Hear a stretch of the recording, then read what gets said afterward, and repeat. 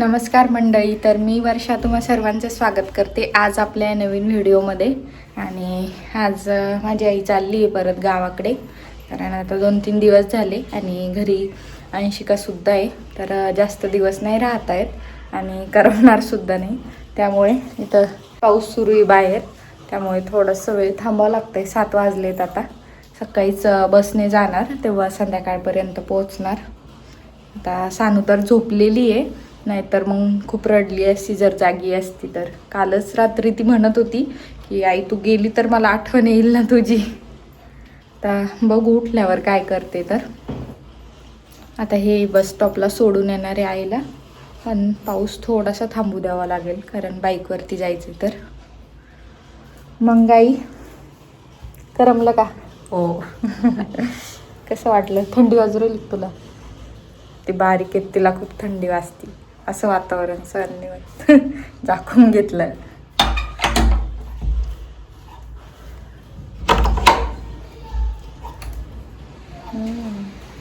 कसं वातावरण झालं ते.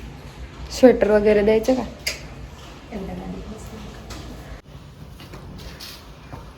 पाऊस तर काही थांबायचं नाव नाही घेते, पण मग खूप वेळ होईन आईला म्हणून हे सोडवायला चालले. आता जा आरामात. मी येणार होत तिथपर्यंत सानू घेऊन, पण आता पावसामुळं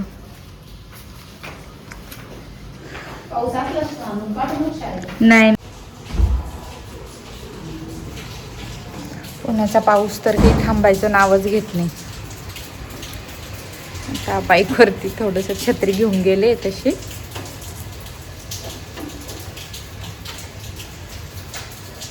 आणि माझी आई जवळजवळ 2-2.5 वर्षानंतर आली पुण्याला.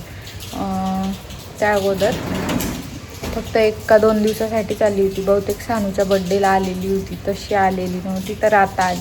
ते फक्त सानू बिमार पडली म्हणून येणं झालं, नाहीतर मग आलीच नसती. धरून निघणंच होत नाही. हा जा आराम.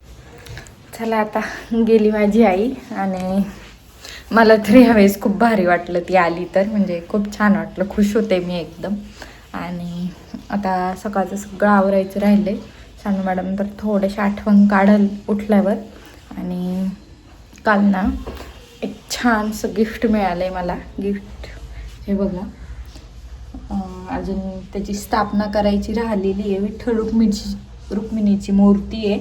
आणि ही मला ना खालच्या ताई आहेत, शिवानी दिदी, तर त्यांनी आणलेली पंढरपूरहून.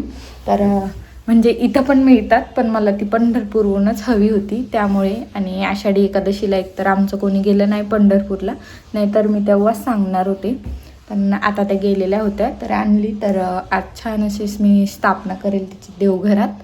आणि बऱ्याच दिवसाची मला ती मूर्ती हवी होती. तर चला आता सानूचं टिफिन बनवते. तसं आईला भाजी आणि चपाती टिफिन करून दिला आहे. सानूचा राहिला आहे, तर सानूचा आणि तिच्या पप्पांचा करते आणि कामाला लागते दिवसभर.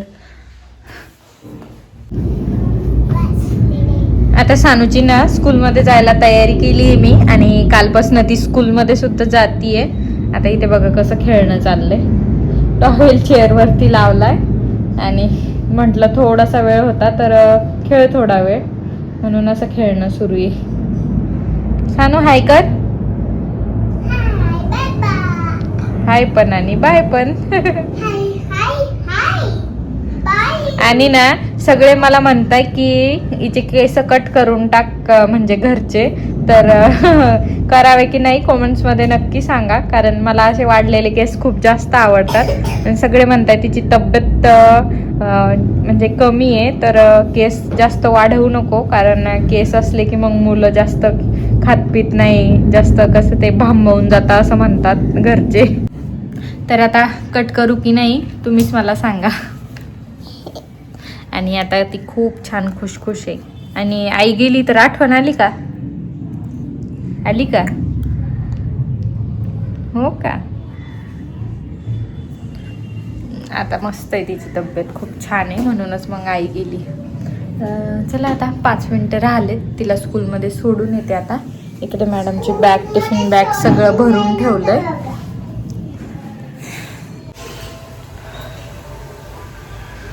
शूज घालणं चाललेत.